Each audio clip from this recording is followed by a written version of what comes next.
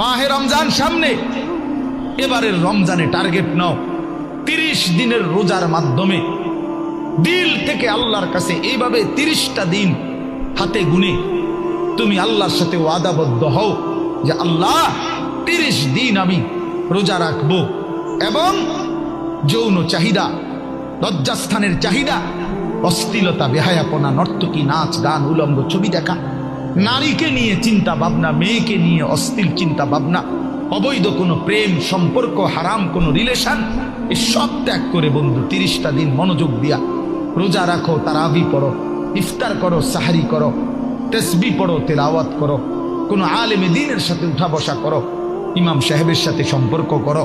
ইনশাআল্লাহ দেখবা আল্লাহ চাহে তো 30 দিনের মাথায় আল্লাহ বলেন লাআল্লাকুম তাত্তাকুন, আমি আল্লাহ ওয়াদা দিলাম মোমেন তোকে মুত্তাকি বানিয়ে দেব,